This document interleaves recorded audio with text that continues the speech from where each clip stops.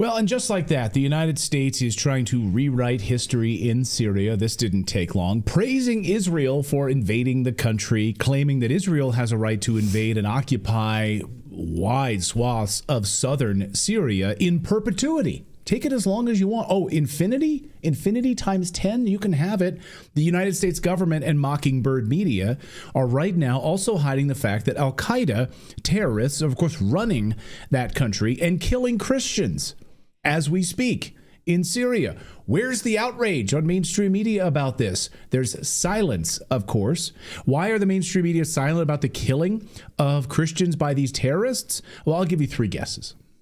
Because it would undermine their fake narrative that Assad was a brutal dictator that gassed his own people.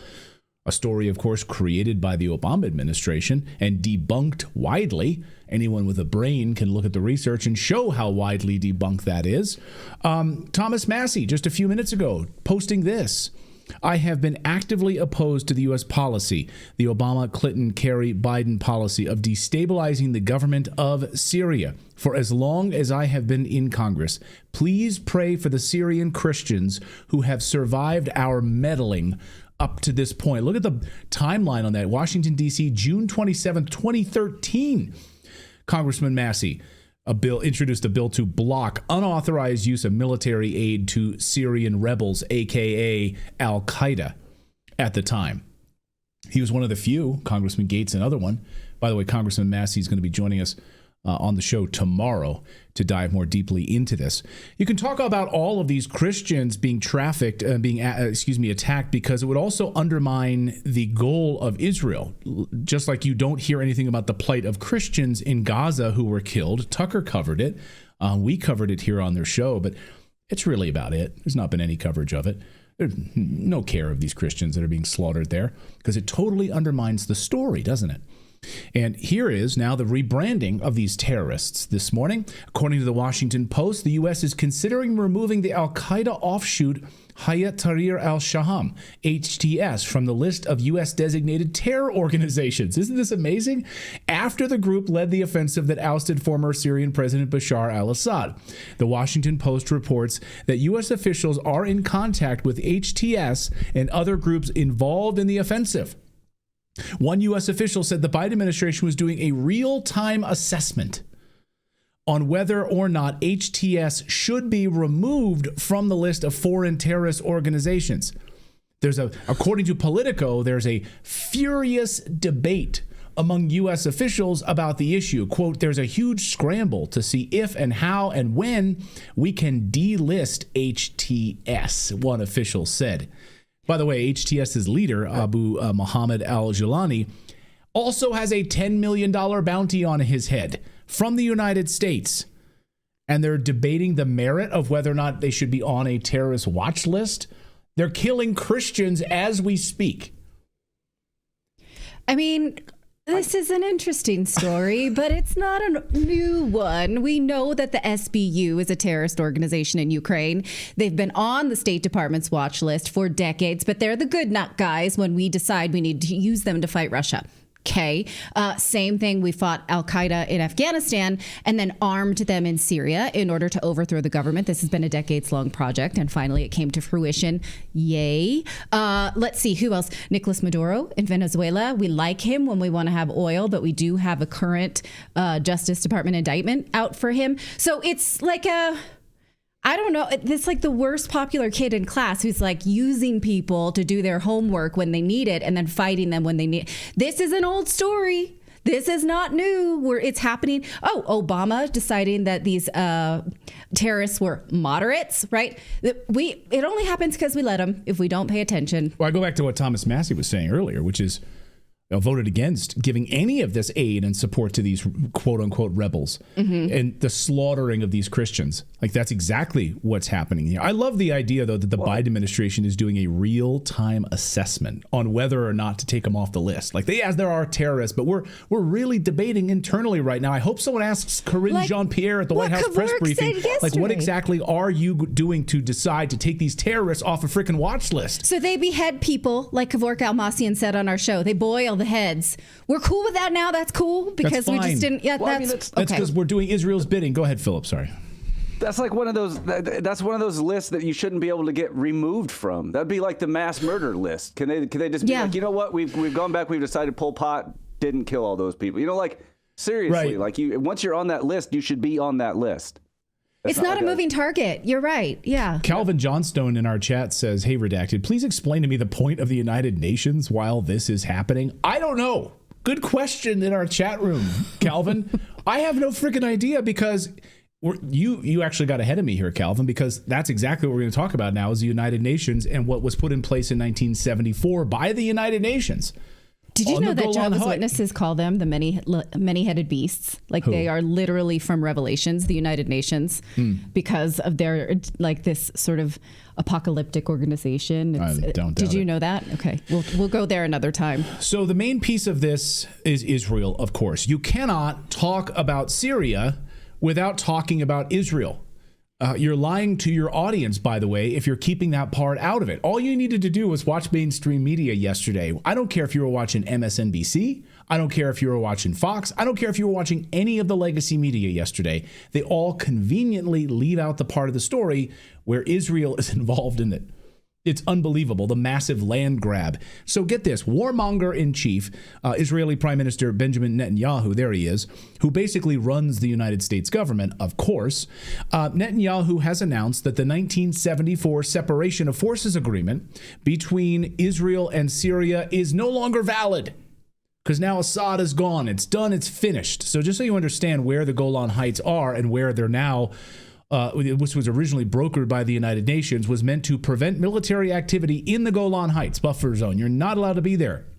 A region recognized internationally as Syria, but occupied illegally, of course, by Israel since 1967. Israel does a lot of illegal occupying. That's like their favorite hobby. They're good at that. Netanyahu argues that with Bashar al-Assad no longer in power, of course, Syria has no legitimate government.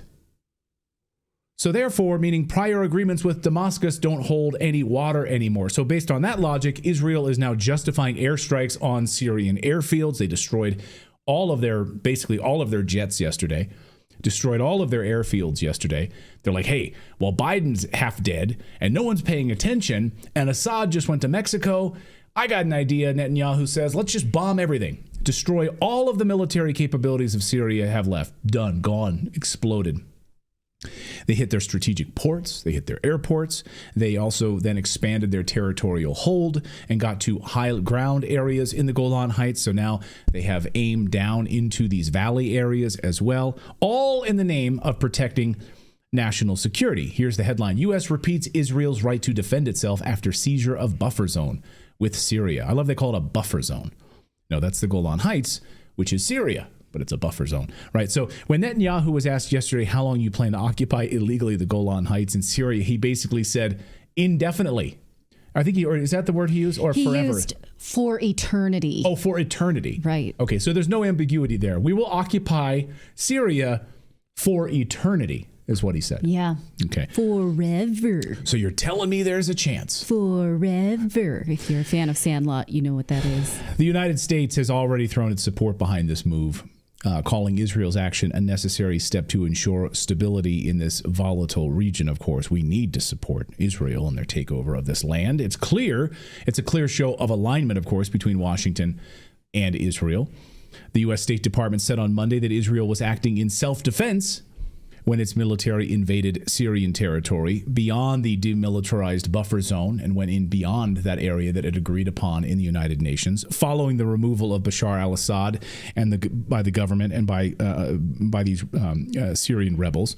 So now at the State Department, this is amazing. Okay, so you know the ICC, right? The International Criminal Court has labeled Netanyahu a war criminal, right? And should be brought up on war crimes, a war crimes tribunal, right? And then, of course, the U.S. State Department, Matt Miller was like, no, we don't agree with that at all. Netanyahu's a great guy. You guys might consider him a war criminal at the ICC, but we don't. We love the guy. But now there's questions about whether Assad should be brought up by the ICC. And would the U.S. State Department support that? Would Syrian people want Assad brought up by the ICC? And I love this hypocrisy at the State Department. Watch these reporters who have just had enough of the double talk and the lies by the United States State Department. Watch. The president said yesterday that the Assad regime, or Assad himself, should be held accountable. Will you support his application to stand in front of the ICC as a war criminal who committed crimes against humanity? So we support the work of the ICC. I know that obviously we have disagreed with their hold on.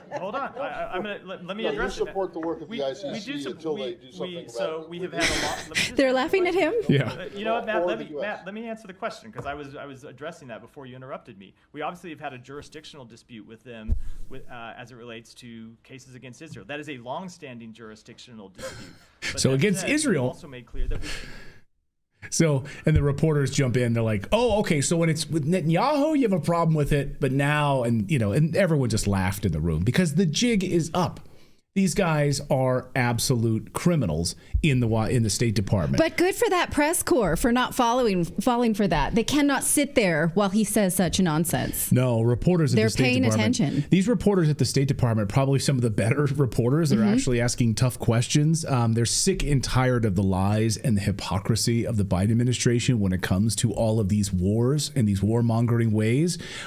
Here was watch Matt Miller be attacked specifically around the idea of genocide. And then the United States is openly supporting the land grab in Syria, genocide in Gaza. That's exactly what the United States has been doing. Watch.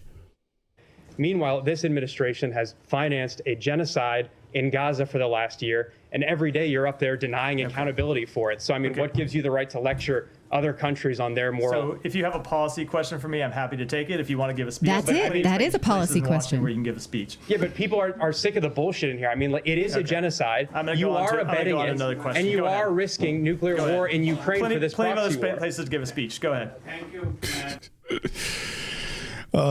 Meanwhile, the Biden That sounded administration like in a Israel. question. Yeah. That sounded like he was was. making a speech. It sounded like he was asking a question, which is kind of like a reporter's job, but whatever. Right.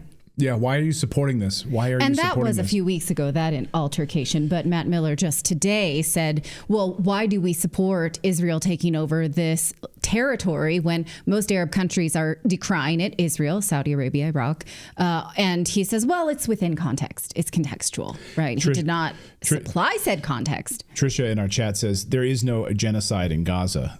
Maybe you can get into detail. I mean, Amnesty International just labeled it a genocide. I mean, it's arguably either that or an ethnic cleansing. I mean, you can call it whatever you want, but genocide, ethnic cleansing. Are you more comfortable with collective punishment? We're punishing civilians and children for the role of their government. Yeah. Is that cool? That's cool by you? If it's not, it's genocide light? I love that you can't ever criticize it. It's amazing to me. We criticize the United States all the time on the show. This is what we do on this show, is hold our government to account. But when it comes to Israel, it's hands off. You can't. These guys are amazing. You can't talk. You can't talk at all about why. First of all, my position is, why the hell is the United States supporting this and the supporting of slaughtering of Christians in Syria right now?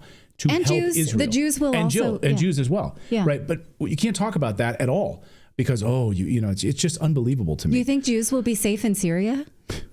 Right. Do you? Okay. Yeah, exactly. Sure. In fact, they've been shouting in the streets about killing the Jews. So you want to talk about that? You can't talk about that. You can't talk about that. It undermines their narrative right now. So just shut up. Go along like sheep if you want to, but not on this show. So if you want sheep, turn on CNN, turn on any of the other Mockingbird media that's literally going to hide this big part of the story. Ignore it.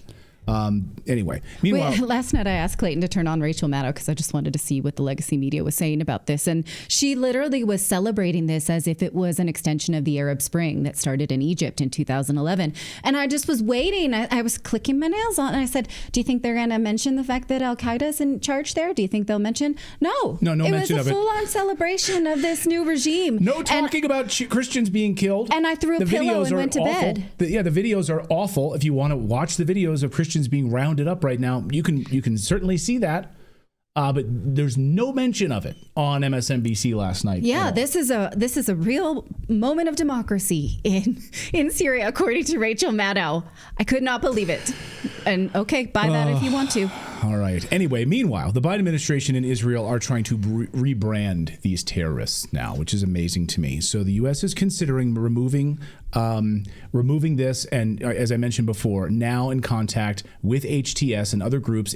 So the Washington Post is saying like the Biden administration is talking with them and like communicating with these terrorists that we have a $10 million bounty on the head of their leader. But now we're friends. That's how this works in Washington, D.C. What to do about that? What to do? So many questions. Well, the suspected shooter of the United Healthcare chief executive, Brian Thompson, is named Luigi Mangiano. He showed up at his hearing today, and here is what he yelled to the press. See if you can make it out, and then we'll discuss it if you can't quite catch it. And it's completely out of touch. And it insults the intelligence of the American people and its lived experience. Okay, so what he says is this is extremely unjust and an insult to the American people and their experience.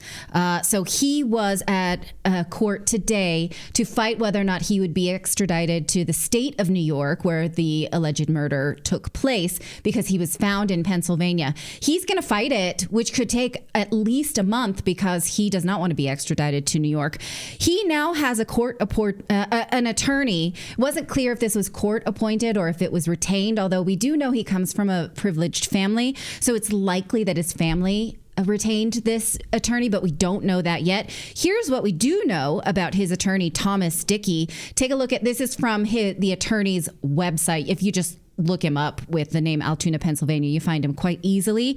Couple things to note here. He is, quote, one of the few death penalty qualified attorneys in the area. What does that tell you? Interesting, right? He's known to have made many successful cases in Pennsylvania and providing vigorous defense against all levels of criminal charges and active representation in civil litigation. He's also a regular commentator on CNN. When he was in court for this hearing, Mangione continued to yell a bunch of stuff, and his attorney came in and he said, you need to pipe down. You keep your mouth shut, because this is how we play this now. Now, Mangione yesterday was found reportedly eating at McDonald's. They say he was eating hash browns. And because he is somewhat of a vigilante hero to some, that McDonald's is now being hit with a slew of bad reviews saying, don't stop here. If you're an American hero, they'll sell you out. They also have many puns in reviews now about rats in the kitchen. You know what I mean? The cashier ratted out Mangione, that kind of thing. And Google has been removing those because this Google spokesperson said these violate our policies and we're removing them. Now, this story is full of oddities. It's like a bad, one user said online, a bad Scooby-Doo episode where you just have not an experienced criminal, right? Like you rip because... Okay, let's go through some of the holes that we have. He's an Ivy League graduate with a high IQ and left this trail of clues like Hansel and Gretel. There's some odd connection between his family connections and DHS Secretary Alejandro Mayorkas by only 1 degree of separation, according to his Facebook profile.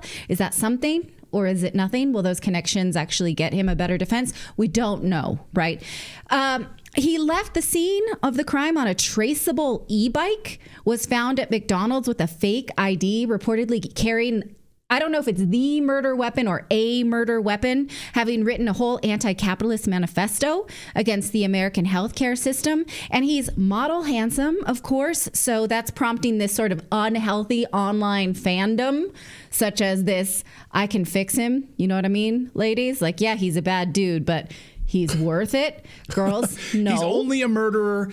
I can fix it. It's not he's like an alleged murderer at this point. Okay, but it's not like alleged murder. But it's not like he's leaving his dishes in the sink, you know, or crackers and crumb crackers in the bed. Yeah, like that's not the offense here. Right. Or he's leaving his clothes on the floor. The Daily Mail reports that he had a bad back injury that prevented him from having sex. That's a strange thing to say that his roommate said. Okay, if his back injury is so bad, how does he lift weights in order to look like this and hike around what's presumably a Hawaii? I think that if you can lift weights to this extent and hike, you probably can find a way to have a little sex if you're motivated enough. So that doesn't... Am I right? Am I right? Beef kick, Clayton? You want to bring in on that? Clayton finds a way. So yeah, I don't know. And also because he's from such a healthy family, normally wealthy families find a way to pay for health care. It just all seems like something's not quite right. And a friend of his posted this yesterday saying he's not a monster. The story is all upside down. I mean, I'm inclined to believe that we just don't have all the details and that there's something not right side up about this. Pennsylvania Governor Josh Shapiro is warning now against celebrating the killing and idolizing him as a hero. We celebrate no death on this show. Absolutely. But I think that kind of rings hollow from Josh Shapiro for saying, let's not idolize death, given that he signed missiles to Ukraine for the killing of Russians. So that guy can pound sand. So let me know what you think. Again, there's just, it continues to sound like just that's not quite right. Was it just someone who was doing this badly? Why would he do it? Why this guy, high connected? Go ahead. Also his eye. Have you noticed like the close-ups in the photos and the surveillance photos of his eyebrows? Like they look different. I mean, so now we have this guy whose eyebrows are clearly like closer together. It almost reminds me of all of like the Biden photos, like when they show Biden's earlobes that are attached, but President Biden's earlobes aren't attached. Like, who are these people? Is this legitimately him? We don't know at this point. Right. I did see, this did make me laugh. I saw a meme yesterday that said, now we're going to find out if Italians are white based on how he's treated, because we don't get a lot of high profile Italian perps. So here we go. I mean, we haven't since, the 20s, the mobsters and things like that. By the way, are people actually, when they go to McDonald's, do they look up reviews before they decide, like on a restaurant? They looking up time. Like they know. I only go to 5-star McDonald's. Four is the least I will go to. Honey, check that Yelp review of McDonald's. But you know what you're gonna get. Who's like they think they're gonna comment bomb Google reviews of McDonald's? Okay. Redacted is sponsored by American Financing, and this is a great time to learn about what they do. What they do is help you try and leverage your assets like wealthy people. So if you're a homeowner and you're in over your head when it comes to finances, especially as the holidays are here, and you're thinking about, am I going to provide my family a Christmas based on my credit cards at high interest rates? Well, that's not how wealthy people live. They learn to leverage their assets in order to free up cash. So they can teach you this. And in fact, they save homeowners just like you an average of $800 a month. So think about how that money could help your family. And if you start today, you may even be able to delay 2 mortgage payments. That gives you extra breathing room, extra holiday funds going into the new year. And it costs absolutely nothing to just learn this. Find out how much you can save and then learn to evaluate it. Again, this is just a trick that you're not taught in school, but that wealthy people figure out for themselves.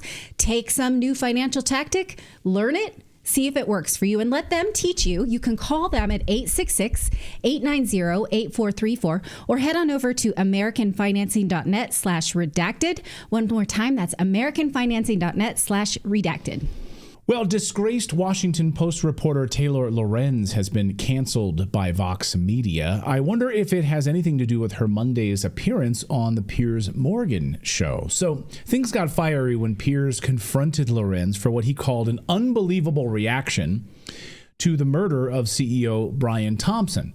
Lorenz described the killing as bringing her joy to her life, which left Morgan and other panelists like Tommy Lahren like visibly stunned. I've watched this video like 10 times. I apologize here because this is Piers Morgan using some swear words here.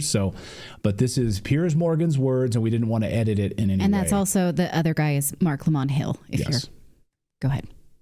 If you want to have a conversation about healthcare in this country, that's fine. Let's have that all day long. But to be joyful or even to say you're not empathetic about somebody losing their life when they leave behind 2 young boys, especially during the holiday season, the same day that millions of New Yorkers are celebrating a tree lighting, I mean, that's just too far for me, a bridge too far. The loving and tolerant left is at it again, Piers. Yeah, Taylor, I don't mean to be rude, but why the fuck are you laughing all the time? I don't get it. Sorry, apologies for my language, but honestly, I find it unbelievable. What are you laughing at? I am laughing at Tommy's insane mischaracterization of why people are angry. It has nothing to do with Occupy Wall Street. This is a feeling that people feel across the left and the right. You mentioned Ben Shapiro earlier in his video about the healthcare exec. I encourage people to check the comment section on that video, okay? 100% of America is united on this, or rather the majority of America is united on this. We do not think that this healthcare system that is murdering, again, thousands of innocent Americans who, by the way, Tommy, also have families, also have children. These people are being killed by our barbaric and evil for-profit healthcare system. And I agree, we should not necessarily go around shooting people in the street. And while I am joyful that this issue has been brought to attention— Did you hear that, Piers? Not necessarily. It's just unbelievable. They shouldn't be shot in the streets. They shouldn't be shot in the streets because, again, it doesn't solve the systemic problem. You could United Healthcare will just appoint a new ghoulish CEO. The point is that we need to fix these systems so that, again, people like Brian or whoever's in charge of these companies stops murdering tens of thousands of innocent Americans. Okay. I don't get it. What he exactly later asks her is, what did you feel when you heard the news of his assassination? And she says, I felt joy about it. And he said, well, what's joyful about that? Would you like all healthcare CEOs to be gunned down in the streets and then you'd feel even more joy? And she has a nonsensical answer to that. So it's a lot of compassion and joy that those liberals. Now, if you're familiar with Taylor Lorenz, this kind of garbage isn't entirely new. She built a reputation for politically charged activism reporting. In fact, Lorenz made headlines last year for targeting anonymous social media accounts at Twitter before it became X and TikTok. She claimed they were spreading disinformation, so they needed to be outed and doxxed. She wrote a piece targeting these people, even went to their houses at one point. She even doxxed these people. At the same time, she was claiming for rights for online ethics, the rights of online, the right to fight, claiming to fight for online ethics, I should say, excuse me. And then there was this amazing crying on TV moment in an interview with MSNBC. Lorenz broke down in tears over the harassment that she faced online after she doxed these people. Watch. You feel like any little piece of information that gets out on you will be used by the worst people on the internet to destroy your life. And it's so isolating. And terrifying. It's horrifying. I'm so sorry. You're fine. It's overwhelming. It's really hard. Mm-hmm. Oh, Wait, the irony. The same. Yeah. Where was her mask? Like, she was the mask girl.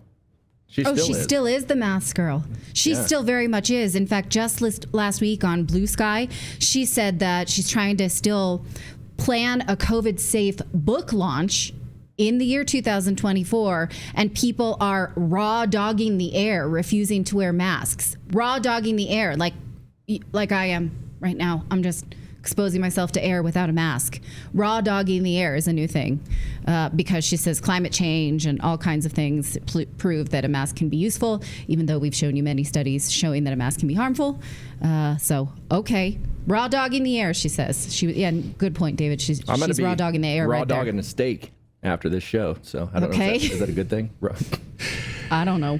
Not for her. So as for her career, we mentioned it off the top. Vox Media recently announced it would no longer distribute her podcast or her YouTube series. So she'll need to shop around and try to get a job somewhere else. People were saying that she was fired. She's responded and said no, but I said canceled. So, maybe not fired, canceled, removed. Anyway, they're not distributing her podcast or YouTube anymore. So I don't know. What you want to call it, whatever you want to call it. She's going to have to raw dog that podcast on the internet.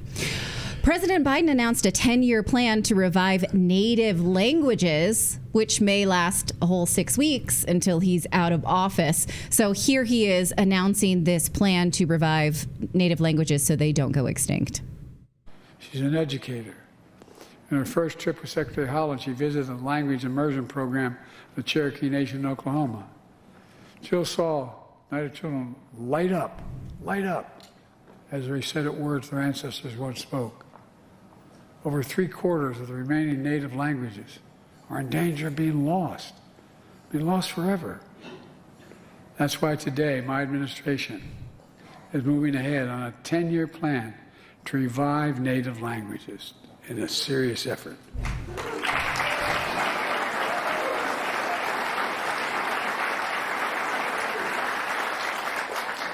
It's a vision that works with tribes and support teachers, schools, communities, organizations in order to save native language from disappearing. This matters.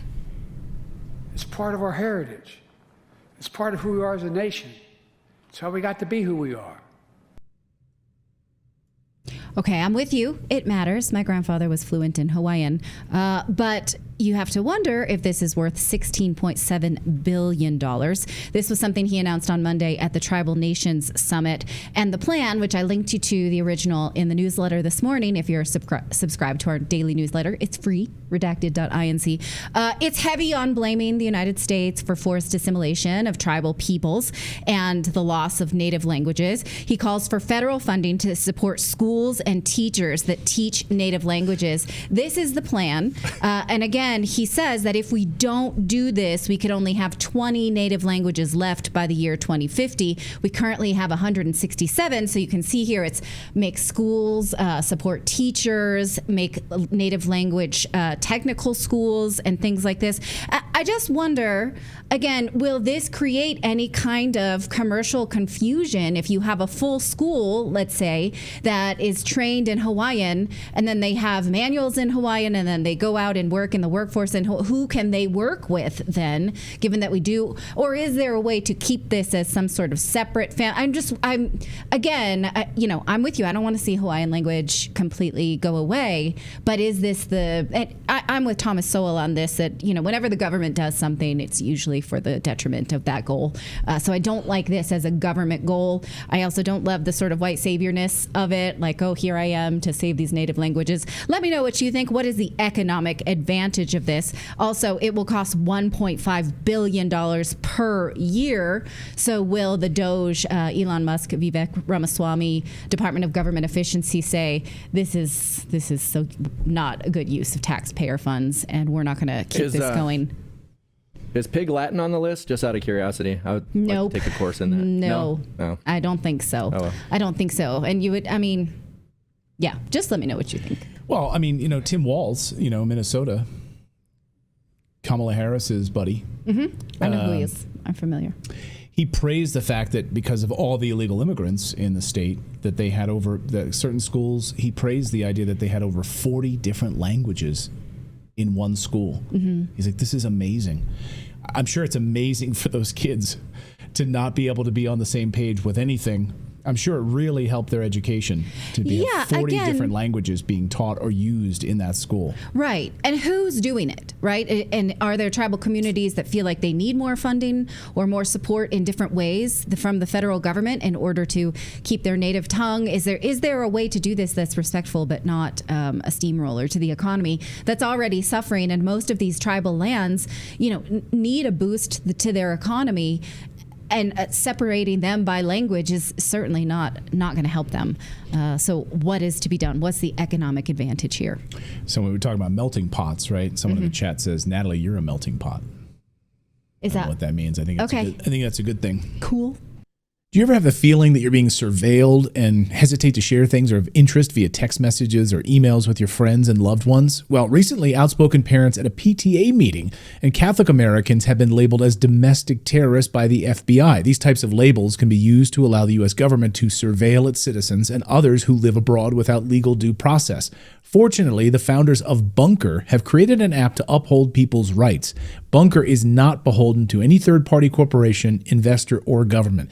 Bunker deeply believes that privacy is a human right and that everyone on Earth deserves bank-level security.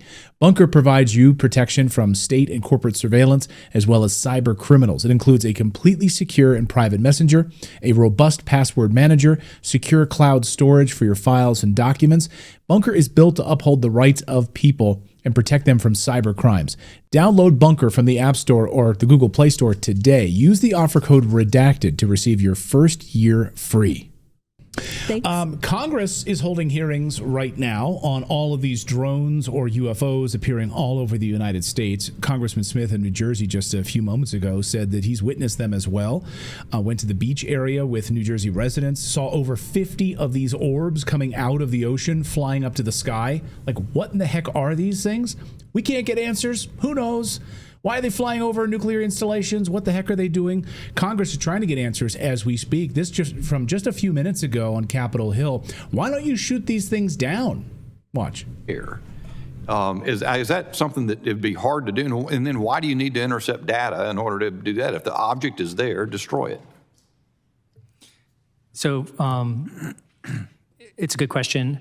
I think the way it works, as I understand it, and my colleagues can talk about this operationally, if you had, let's say, a football game, and you would have a perimeter, it would be declared as a temporary flight restricted area. Okay. So around that, you're going to have a buffer zone. You have an area where it's a no-go, and then you have a larger area around that where you might want to detect what's flying, and then you have a larger area around that where you might be tracking, but regular commercial drone use is okay.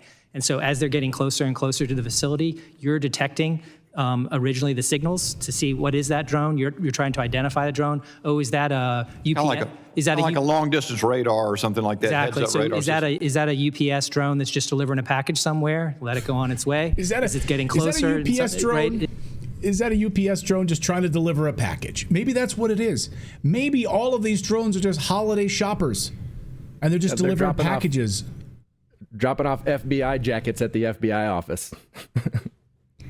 Or something. Are they storks? Is it that time of year? Maybe they're baby storks. Maybe it's just UPS packages. Why can't we shoot them down? Oh, yeah, we're just going to let that one go on. Maybe that's an Amazon delivery. Maybe those are socks that you ordered on Amazon. They're showing up at your house. I love the government morality of like, yes, we will support a genocide in another country. We will overthrow governments, but we will not get caught shooting down a drone that we don't know who it belongs to. Like, really? They're very concerned about packages. They're very concerned about UPS packages or deliveries. Well, we finally today have our clearest photos yet of these so-called drones or UFOs over New Jersey. They don't look anything like drones, by the way. In fact, they appear to be orbs. Yes, circular orbs, which we've said on the show repeatedly. This footage was captured on Sunday night in New Jersey and finally released. Take a look at this. So this is a person, using a telephoto lens camera, and you can see here in their viewfinder what they're seeing in their viewfinder. These are circular orbs, some sort of large circular orbs, not drones. Someone got the UFO image with his telescope. You can see from the video behind the camera. You can see this orb is surrounded by like some kind of a field as well. Another eagle-eyed observers have pointed out it's the same kind of field, by the way, that Bob Lazar described almost 30 years ago when looking at these type of craft. There's some sort of a field that surrounds these craft. And according to the poster, the field around the UFO drone looks like it's bouncing light off of it when it's being reflected. Governor of New Jersey, Murphy, was asked about this. Well, what are you doing about this? And he's like, I don't have any answers either. The governor, watch. The drones in New Jersey, in Morris County, I don't know how many mayors sent a letter to you this morning asking for a clarification. What can you tell us?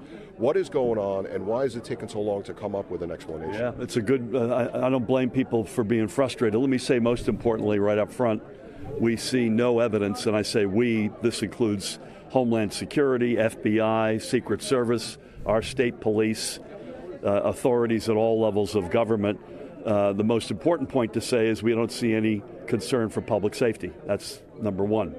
Number two, having said that, it's really frustrating that we don't have more answers as to where they're coming from and why they're doing what they're doing.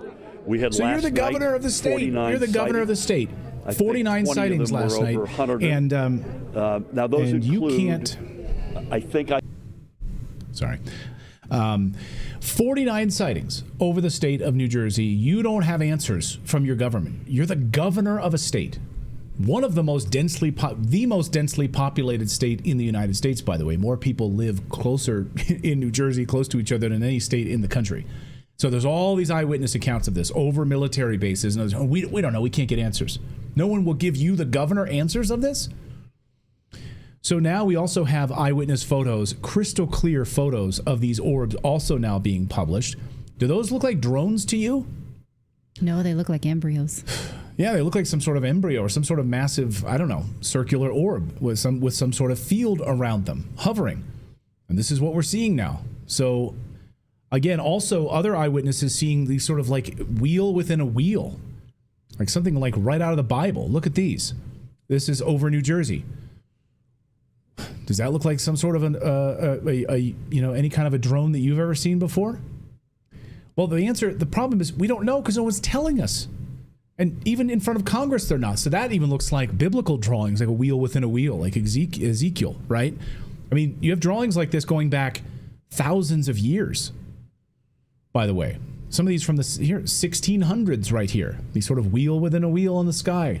What are these things? Okay, who knows? Go ahead. When I saw that video, the first one of the way that thing was moving, when Philip and my brother and I went camping in Oregon, we sat for like an hour and watched this star move like that. And we didn't have telephoto, but I've still got the video of it. I'm going to go back and look at it because it moved just like that. And it was, the other stars were stationary, but that one was moving and for like an hour over us. And it looks just like that.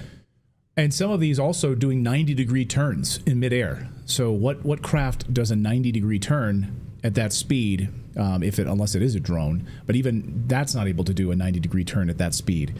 So anyway, Facebook group just a few minutes ago posted this, or a short time ago posted this. For those following the New Jersey Drones Facebook group that was just made a few hours ago, has almost 20,000 members sharing videos and tracking drones over New Jersey. Not only was the post that you're about to see removed from Facebook, but then it was removed from Reddit as well. They also removed it. This was the post that got removed. I can tell you right now, they are military drones. Our military. I have a commercial drone license. They know when my drone is up after it reaches 50 feet. They can assign a unique signature to it, track it on radar like a heat-seeking missile, for example, until it goes down below 50 feet. Again, I talked to a friend in the military who also works with these drones. He said 100% these are our drones, and they would only be used in such excess for a serious reason. And he gave examples like tracking a nuclear fallout from a dirty bomb that went off, or tracking biological weapons, tracking WMDs, or searching for them from a credible threat. This person says, I know of 2 families that left the state to stay with family elsewhere. They are both in the military.